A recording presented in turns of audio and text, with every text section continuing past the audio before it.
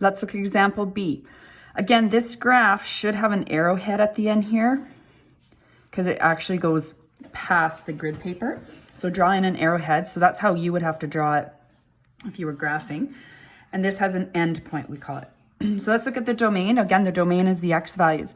So if we take a look at this graph, okay, it goes to the left forever because there's an arrowhead, but it stops here at 5, right? This is 5 on the X axis. So it is all of the real numbers less than, which means to the left, of 5. So here's how we write it.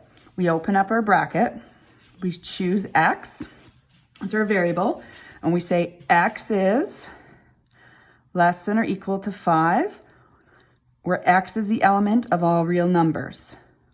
So this is pretty much going to be, and for now, you can, until we get into word problems or you learn a little bit more, whoops, you can't see that.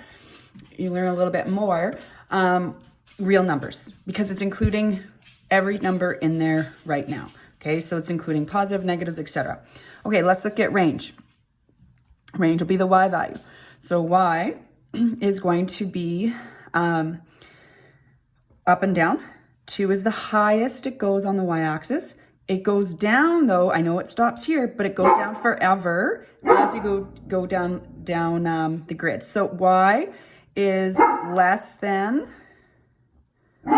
or equal to 2, where Y is the element of all real numbers. Sorry, don't mind, my dog is barking in the background. Okay, so again, we'll read this. Y such that Y is less than or equal to 2, where Y is the element of all real numbers.